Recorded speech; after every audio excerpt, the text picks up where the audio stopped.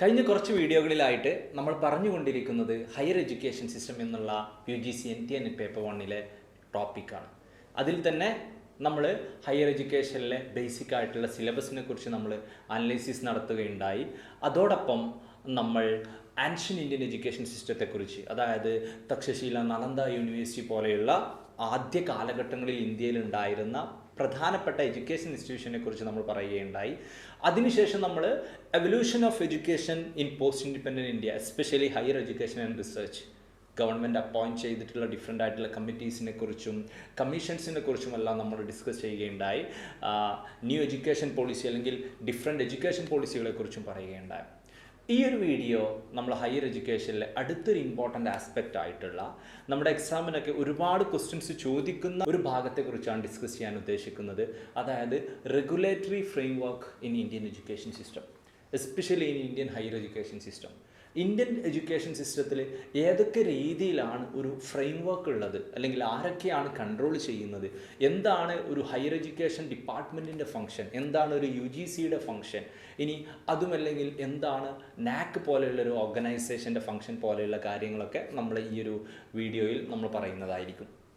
പ്രത്യേകം ശ്രദ്ധിക്കുക, നമ്മൾ ഇപ്പോഴുള്ളൊരു എക്സിസ്റ്റിംഗ് മെക്കാനിസത്തിനെ കുറിച്ചാണ് നമ്മൾ പറയാൻ ഉദ്ദേശിക്കുന്നത്. എന്ന് പറഞ്ഞാൽ UGC, NAC, DHE പോലെയുള്ള സംഭവങ്ങളെക്കുറിച്ചാണ് പറയാൻ ഉദ്ദേശിക്കുന്നത്.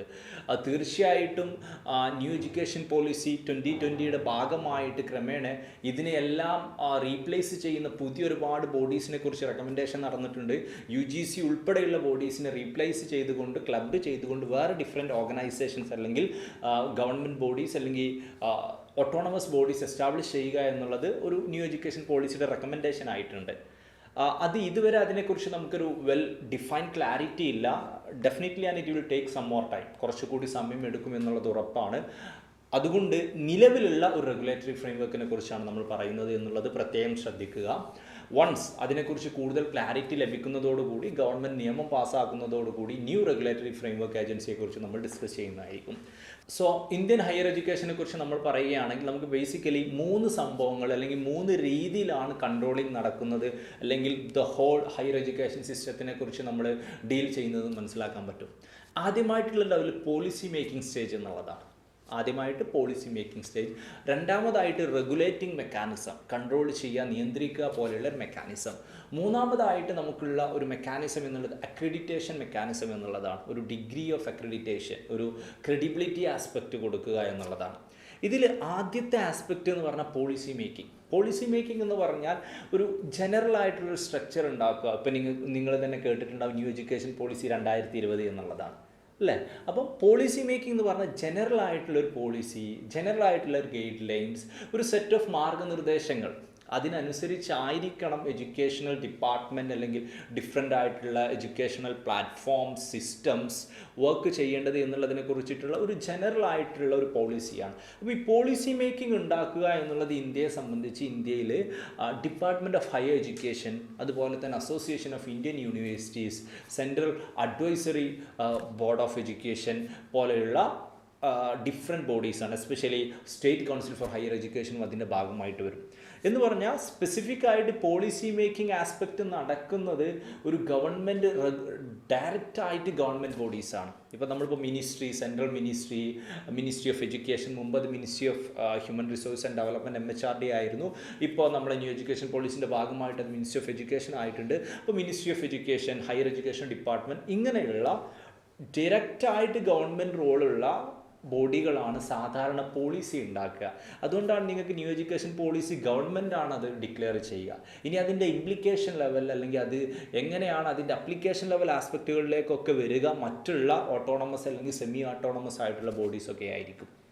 സോ ഇത്രയാണ് നമുക്ക് പറയാനുള്ള ഒരു പോളിസി മേക്കിംഗ് ബോഡി. അടുത്തതായിട്ട് നമുക്ക് പറയാനുള്ള ബോഡി എന്ന് പറഞ്ഞാൽ റെഗുലേറ്ററി ബോഡിയാണ്, അല്ലെങ്കിൽ റെഗുലേറ്റ് ചെയ്യാൻ വേണ്ടിയിട്ടുള്ള ബോഡിയാണ്. ഈ എക്സിസ്റ്റിംഗ് ഇന്ത്യൻ എഡ്യൂക്കേഷൻ മെക്കാനിസത്തെക്കുറിച്ച് നമ്മൾ പറയുകയാണെങ്കിൽ റെഗുലേറ്റിംഗ് ആയിട്ട് ഉള്ള ബോഡികൾ ഒരുപാടാണ്. അതിൽ ഏറ്റവും നമുക്കറിയാവുന്ന ഫേമസ് ആയിട്ടുള്ള ബോഡി എന്ന് വെച്ച് നമുക്ക് പറയാനുള്ളത് UGC തന്നെയാണ്. Okay, university grants commission 1956 establish ചെയ്യപ്പെട്ടിട്ടുള്ള UGC എന്നുള്ളത് അല്ലേ, നമ്മളുടെ എല്ലാ എഡ്യൂക്കേഷൻ ആസ്പെക്റ്റുകളും, നമ്മുടെ ഹ്യൂമാനിറ്റീസ്, ആർട്സ്, അതുപോലെയുള്ള മറ്റ് കോളേജ് വൈസ് കാര്യങ്ങളും കൺട്രോൾ ചെയ്യുന്ന, NTA നെറ്റ് പോലെയുള്ള കാര്യങ്ങൾ പോലും കൺട്രോൾ ചെയ്യുന്ന UGC. ഇതിൻ്റെ UGCയുടെ മെക്കാനിസം നമ്മൾ പറഞ്ഞു റെഗുലേറ്റ് ചെയ്യുക എന്നുള്ളതാണ്. കോളേജുകൾ ഫോളോ ചെയ്യേണ്ട ഡിഫറെൻ്റ് ആയിട്ടുള്ള കണ്ടീഷൻസ്. കോളേജുകൾ എന്തൊക്കെയാണ്? ഇപ്പോൾ നിങ്ങൾ തന്നെ ഈ അടുത്ത കാലത്തൊക്കെ കണ്ടിട്ടുണ്ടാവും, കോവിഡ് സെനാരിയോയിൽ ഏതൊരു ഡേറ്റിൻ്റെ മുമ്പായിട്ടാണ് കോളേജുകൾ പരീക്ഷ നടത്തേണ്ടത്. കോളേജുകൾ ഡിഗ്രി അതുപോലെയുള്ള മറ്റു കാര്യങ്ങൾ ചെയ്യുമ്പോൾ ഇതുമായി ബന്ധപ്പെട്ടിട്ടുള്ള സംഭവങ്ങൾ വരുമ്പോൾ കോളേജുകൾ ഫുൾഫിൽ ചെയ്യേണ്ട സംഭവങ്ങൾ എന്തൊക്കെയാണ്, കോളേജുകൾ കൺട്രോൾ ചെയ്യേണ്ട സംഭവങ്ങൾ എന്തൊക്കെയാണ്, അല്ലെങ്കിൽ കോളേജുകൾ ഏതെല്ലാം തരത്തിലുള്ള നിർദ്ദേശങ്ങൾ അനുസരിക്കണം പോലെയുള്ളത്. അതായത് ഹോൾ എഡ്യൂക്കേഷൻ സിസ്റ്റത്തിലെ എസ്പെഷ്യലി കോളേജ് സിസ്റ്റം കൺട്രോൾ ചെയ്യുന്നത്, എസ്പെഷ്യലി ആർട്സ് ആൻഡ് ഹ്യൂമാനിറ്റീസ് പോലെയുള്ള സിസ്റ്റം കൺട്രോൾ ചെയ്യുന്നത് UGC ആണ്. ദെൻ വി ഹാവ് UGCയെ പോലെ തന്നെ ഒരുപാട് റെഗുലേറ്ററി ബോഡീസ് ഇന്ത്യൻ എഡ്യൂക്കേഷനിലുണ്ട്. MCI ഉണ്ട്, medical council of India, bar council of India, distance education council, ഇങ്ങനെയുള്ള ഡിഫറെൻറ്റ് കൗൺസിൽസ് അല്ലെങ്കിൽ different bodies different level of എഡ്യൂക്കേഷനെ കൺട്രോൾ ചെയ്യാൻ വേണ്ടിയിട്ടുണ്ട്. Okay, medical council, bar council പോലെയുള്ളത്. സോ ആദ്യത്തെ പോളിസി ഫ്രെയിം വർക്ക് കഴിഞ്ഞാൽ പിന്നെ ഉള്ളത് നമുക്ക് റെഗുലേറ്ററി ഫ്രെയിം വർക്കാണ്. അതിനുശേഷം നമുക്കുള്ളതാണ് അക്രഡിറ്റേഷൻ എന്നുള്ളത്. റെഗുലേറ്ററി ഫ്രെയിം വർക്കിൽ തന്നെ നമുക്ക് ഡീറ്റെയിൽ ആയിട്ട് പഠിക്കാനുള്ളത് UGCയെ കുറിച്ച് മാത്രമാണ്. UGCയെ കുറിച്ച് നമ്മൾ ഡീറ്റെയിൽ ആയിട്ട് നമ്മൾ പറയുന്നതായിരിക്കും. അതിൻ്റെ എസ്റ്റാബ്ലിഷ്മെൻറ്റ് ആസ്പെക്റ്റുകൾ, അതുപോലെ തന്നെ ഡിഫറെൻറ്റ് ടൈപ്സ് ഓഫ് യൂണിവേഴ്സിറ്റീസ് പോലെയുള്ള സംഭവങ്ങളെക്കുറിച്ചൊക്കെ നമ്മൾ ഡിസ്കസ് ചെയ്യുന്നതായിരിക്കും. ഇനി മൂന്നാമത്തെ ഒരു ആസ്പെക്റ്റ്, ഹയർ എഡ്യൂക്കേഷനുമായി ബന്ധപ്പെട്ടിട്ടുള്ള ഒരു ആസ്പെക്റ്റാണ് അക്രഡിറ്റേഷൻ എന്നുള്ളത്. അക്രഡിറ്റേഷൻ എന്ന് പറഞ്ഞാൽ അവർ റെഗുലേറ്റ് ചെയ്യുന്നു, കൺട്രോൾ ചെയ്യുന്നു, അംഗീകാരമൊക്കെ കൊടുക്കുന്നു. അതിനുശേഷം അടുത്തായിട്ട് ഒരു അക്രഡിറ്റ് ചെയ്യുക, അല്ലെങ്കിൽ ഒരു ഡിഗ്രി ഓഫ് ലെവൽ ഓഫ് ഒരു റേഞ്ച് അല്ലെങ്കിൽ റാങ്കിങ്, ഒരു സിസ്റ്റം. അതിന് വേണ്ടിയിട്ട് നമുക്കുള്ള ഏറ്റവും ഇമ്പോർട്ടൻറ്റ് ബോർഡാണ് NAAC, national assessment and accreditation council. Bangalore head quarters ആയിട്ട് 1964 എസ്റ്റാബ്ലിഷ് ചെയ്യപ്പെട്ടിട്ടുള്ള NAAC നിങ്ങൾ കേട്ടിട്ടുണ്ടാവും. കോളേജുകളിലൊക്കെ NAAC ഇൻസ്പെക്ഷൻ എന്നുള്ളത്, NAAC ഗ്രേഡ് എന്നുള്ളത്, A+, B+, ഓക്കെ പോലെയുള്ള രീതിയിൽ A++ എന്നൊക്കെ പറഞ്ഞിട്ട് ഡിഫറെൻ്റ് ആയിട്ടുള്ള ഗ്രേഡിങ്ങുകൾ, ഡിഫറെൻ്റ് ആയിട്ടുള്ള ക്രൈറ്റീരിയാസ് ഫുൾഫിൽ ചെയ്യുന്ന കോളേജുകൾക്ക് ഡിഫറെൻ്റ് ആയിട്ടുള്ള ഗ്രേഡിങ്ങുകൾ കൊടുക്കുന്ന ഒരു മെക്കാനിസം. അതുപോലെ തന്നെ നമുക്ക് അക്രഡിറ്റേഷൻ കൊടുക്കുന്ന ഗവൺമെൻറ്റിൻ്റെ അല്ലെങ്കിൽ ഇപ്പോൾ ഇന്ത്യയിൽ നിലവിലുള്ള മറ്റൊരു ബോഡിയാണ് നാഷണൽ ബോർഡ് ഓഫ് അക്രഡിറ്റേഷൻ എന്നുള്ളത്. സോ ഇത്രയാണ് നമുക്ക് പറയാനുള്ള ഒരു basic structure of Indian education എന്നുള്ളത്. ഒന്നുകൂടി പറയാം, നമുക്ക് 3 ഫ്രെയിം വർക്കിലാണ് ഉണ്ടാവുക. We have a body for policy formulation which includes department of higher education, ministry of higher education, education department councils പോലെയുള്ളത്. രണ്ടാമതായിട്ട് will be having a regulatory aspect. അതിനുവേണ്ടി നമുക്ക് UGC, MCI, BCI പോലെയുള്ള സംഭവങ്ങളുണ്ട്. പിന്നെ നമുക്ക് accreditation, we have NAAC and national board of accreditation. ഇനി നമ്മൾ പറയാൻ പോകുന്നത് റെഗുലേറ്ററി ഫ്രെയിം വർക്കിനെ കുറിച്ചാണ്. നമുക്ക് വളരെ ഇൻഡെപ്ത് ഡീറ്റെയിൽ ആയിട്ട് നമുക്ക് പോളിസി ഫ്രെയിം വർക്കിനെ കുറിച്ച് പഠിക്കേണ്ട ആവശ്യമില്ല. കൂടുതലായിട്ട് നമുക്ക് ക്വസ്റ്റ്യൻസ് വരാറുള്ളത് റെഗുലേറ്ററി ഫ്രെയിം വർക്കിൽ തന്നെ പെടുന്ന UGC അതുപോലെയുള്ള മറ്റു ഓർഗനൈസേഷൻസിനെ കുറിച്ചാണ്. UGCയെ കുറിച്ചാണ് ഡീറ്റെയിൽ ആയിട്ട് എക്സാമിന് ചോദിക്കാറുള്ളത്. മറ്റു ഓർഗനൈസേഷൻ നോർമലി എക്സ്പാൻഷനൊക്കെയാണ് ചോദിക്കാറുള്ളത്. സോ നമുക്ക് UGCയെ കുറിച്ച് നോക്കാം. UGCയുടെ ഒരു ബേസിക് ആസ്പെക്റ്റ് കൂടി നമുക്ക് ഈ ഒരു എപ്പിസോഡിൽ നോക്കാം. UGC ഒരു സ്റ്റാറ്റ്യൂട്ടറി ബോഡിയാണ്. സ്റ്റാറ്റ്യൂട്ടറി ബോഡി എന്ന് പറഞ്ഞാൽ ഒരു പാർലമെൻറ്റ് പാസ്സാക്കിയിട്ടുള്ള ഒരു ആക്ടിൻ്റെ ഭാഗമായിട്ട് 1956 എസ്റ്റാബ്ലിഷ് ചെയ്തിട്ടുള്ളതാണ്. ഫസ്റ്റ് എഡ്യൂക്കേഷൻ കമ്മീഷൻ അല്ലെങ്കിൽ രാധാകൃഷ്ണൻ കമ്മീഷൻ്റെ ഒരു റെക്കമെൻഡേഷൻ്റെ ഭാഗമായിട്ട് അല്ലേ, ലണ്ടനിലൊക്കെ അല്ലെങ്കിൽ ബ്രിട്ടനിലൊക്കെ ഉള്ള യൂണിവേഴ്സിറ്റി ഗ്രാൻഡ് കമ്മിറ്റി എന്നുള്ള കമ്മിറ്റിയുടെ അല്ലെങ്കിൽ അതിൻ്റെയൊക്കെ ഒരു മോഡലിൽ ഉള്ള റെക്കമെൻഡേഷൻ്റെ ഭാഗമായിട്ട് 1956 ഇന്ത്യയിൽ ഉണ്ടാക്കിയിട്ടുള്ള ഒരു ആസ്പെക്റ്റാണ് UGC എന്നുള്ളത്. ഓക്കെ, അതൊരു പാർലമെൻറ്റ് പാസ്സാക്കിയിട്ടുള്ളൊരു നിയമമാണ്. UGCയുടെ ഫങ്ഷൻസ് എന്ന് പറയുന്നത് coordination, control, regulation of all sort of higher education activities within India എന്നുള്ളതാണ്.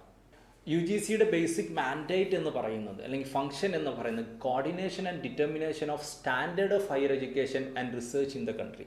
സോ ഇന്ത്യൻ ഹയർ എഡ്യൂക്കേഷനിലുള്ള ഒരു സ്റ്റാൻഡേർഡ് എന്താണെന്ന് ഡിറ്റർമിൻ ചെയ്യുക, അതിനു വേണ്ടിയിട്ടുള്ള റിസർച്ച് പ്രൊമോട്ട് ചെയ്യുക, അതുപോലെ തന്നെ അതിനെ റെഗുലേറ്റ് ചെയ്യുക, അതുപോലെ ഡിഫറെൻ്റ് ആയിട്ടുള്ള ക്രൈറ്റീരിയാസ് അവർ പുട്ട് ഫോർവേഡ് ചെയ്യും. ഓരോരോ കോളേജുകളും ഫുൾഫിൽ ചെയ്യേണ്ടതായിട്ടുള്ള. അപ്പം UGCയുടെ ഈ ഒരു ആസ്പെക്റ്റിൻ്റെ അല്ലെങ്കിൽ റെഗുലേഷൻ്റെ ഭാഗമായിട്ടാണ് ഗവൺമെൻറ് ഫണ്ടുകളൊക്കെ നോർമലി കോളേജുകൾക്ക് റിലീസ് ചെയ്യുക. നോർമലി സെൻട്രൽ ഗവൺമെൻറ് ഡിറക്റ്റ് ആയിട്ടല്ല പല കോളേജുകൾക്കും ഫണ്ടുകൾ അലോട്ട് ചെയ്യും. ഇനി മനസ്സിലാക്കേണ്ട ഒരു കാര്യം എന്നുള്ളത്, ഇന്ത്യയിൽ ഒരു കോളേജ് ഫങ്ഷൻ ചെയ്യണം എന്നുണ്ടെങ്കിൽ അത് UGCയുടെ അംഗീകാരം വേണമെന്ന് നിർബന്ധമില്ല. വളരെ ശ്രദ്ധിക്കേണ്ട ഒരു കേസാണ്. നിർബന്ധമൊന്നുമില്ല, കാര്യമല്ല. ബട്ട് UGC അംഗീകാരമില്ലാത്ത കോളേജുകളിൽ പഠിക്കാൻ പറ്റുമോ എന്ന് ചോദിച്ചാൽ പഠിക്കാം. പക്ഷേ അത് പ്രശ്നം വരിക UGCയുടെ ഒരു ഫെസിലിറ്റി നിങ്ങൾ അവൈൽ ചെയ്യാൻ വരികയാണെങ്കിൽ അതൊരു ബുദ്ധിമുട്ടാണ്. യു ജി സിയുടെ അംഗീകാരമില്ലാത്ത ഒരുപാട് കോളേജുകൾ ഇന്ത്യയിലുണ്ട്. എല്ലാ വർഷവും U G C list of fake universities എന്ന് പറഞ്ഞ യൂണിവേഴ്സിറ്റിയുടെ ലിസ്റ്റ് പുറത്തിറക്കാറുണ്ട്. പേരിൽ ഫേക്ക് ആണെങ്കിൽ പോലും അവിടെ ഫേക്ക് വ്യാജം എന്നുള്ളത് കൊണ്ട് ഉദ്ദേശിക്കുന്നത് യൂണിവേഴ്സിറ്റിയുടെ അംഗീകാരമില്ല എന്നുള്ളതാണ്. ഈ ഫേക്ക് യൂണിവേഴ്സിറ്റികളിൽ പലതും ഇൻ്റർനാഷണൽ ആയിട്ട് നല്ല എഡ്യൂക്കേഷൻ കൊടുക്കുന്ന യൂണിവേഴ്സിറ്റികൾ പോലുമാണ്. പക്ഷേ അതുകൊണ്ടാണ് യു ജി സി തന്നെ നിങ്ങൾ നെറ്റ് എക്സാം ഒക്കെ എഴുതുന്ന സമയത്ത് graduation from any U G C recognised university എന്ന് പറയുന്നത്. യു ജി സി റെക്കഗ്നൈസ്ഡ് അല്ലാത്ത യൂണിവേഴ്സിറ്റി ഉള്ളത് കൊണ്ടാണല്ലോ അങ്ങനെ ഒരു കണ്ടീഷൻ വെക്കുന്നത്. അല്ലെങ്കിൽ ഒരിക്കലും അങ്ങനെ പറയേണ്ട ഒരു ആവശ്യമില്ലല്ലോ. അപ്പോൾ പ്രത്യേകം ശ്രദ്ധിക്കുക, ഇന്ത്യയിലൊരു കോളേജ് ഫംഗ്ഷൻ ചെയ്യാൻ യു ജി സി അംഗീകാരം നിർബന്ധമില്ല. പക്ഷേ യു ജി സി അംഗീകാരം ഉള്ള കോളേജുകളിൽ പഠിച്ചാൽ മാത്രമേ നിങ്ങൾക്ക് യു ജി സിയുടെ സ്കോളർഷിപ്പുകൾ, സംഭവങ്ങൾ, യു ജി സി അംഗീകരിച്ച യൂണിവേഴ്സിറ്റികളിൽ ജോലി, യു ജി സി അംഗീകരിച്ച യൂണിവേഴ്സിറ്റികളുടെ കീഴിലുള്ള കോളേജുകളിൽ ജോലി, whole together complete higher education സിസ്റ്റത്തിൽ നിങ്ങൾ യു ജി സി റെക്കഗ്നൈസ്ഡ് ആയിട്ടുള്ള ഇൻസ്റ്റിറ്റ്യൂട്ടിൽ പഠിക്കുക എന്നുള്ളത് വളരെ ഇമ്പോർട്ടൻ്റ് ആണ്. യു ജി സിയുടെ ഒരു റൂളാണ് കോളേജുകളുടെ റെക്കഗ്നീഷൻ, അതുപോലെ യൂണിവേഴ്സിറ്റികളുടെ റെക്കഗ്നീഷൻ, അതുപോലെ തന്നെ ഡിഫറെൻറ്റ് ടൈപ്പ് ഓഫ് യൂണിവേഴ്സിറ്റീസ് ഉണ്ടാവും. ഇപ്പം നമ്മൾ സെൻട്രൽ യൂണിവേഴ്സിറ്റി, സ്റ്റേറ്റ് യൂണിവേഴ്സിറ്റീസ്, സെൻട്രലും സ്റ്റേറ്റും പാർലമെൻറ്റും അതത് സ്റ്റേറ്റുകളുടെ നിയമസഭകളുമാണ് തീരുമാനിക്കുന്നതെങ്കിൽ പോലും ഈ deemed university, private university, autonomous institutes, autonomous colleges പോലെയുള്ള കാര്യങ്ങളൊക്കെ ഫൈനലി ഡിസൈഡ് ചെയ്യുന്നത് യു ജി സി ആണ്. യു ജി സി ആണ്. അതുപോലെ ഡിഗ്രിക്കുള്ള specification, minimum standard of instruction പോലെയുള്ള കാര്യങ്ങളും എല്ലാം തീരുമാനിക്കുന്നത് യു ജി സി ആണ്. ഇപ്പോൾ നിങ്ങൾ U G C NTA NET exam, നമ്മളൊക്കെ പഠിക്കുന്ന നെറ്റ് എക്സാമിന് പോലും യു ജി സിക്കാണ് ഏറ്റവും കീ റോളുള്ളത്. സിലബസ് ഫിക്സ് ചെയ്യുന്ന യു ജി സി ആണ്, സർട്ടിഫിക്കറ്റ് കൊടുക്കുന്ന യു ജി സി ആണ്. നിങ്ങളുടെ JRF ലെറ്ററുമായിട്ട് എന്തെങ്കിലും പ്രശ്നമുണ്ടെങ്കിൽ, അല്ലെങ്കിൽ അതിൻ്റെ റെക്കഗ്നീഷൻ, അല്ലെങ്കിൽ എന്തെങ്കിലും കൺഫ്യൂഷൻ ഉണ്ടെങ്കിൽ യു ജി സി ആണ് അതിൻ്റെ എല്ലാ കാര്യങ്ങളും തീരുമാനിക്കുന്നത്.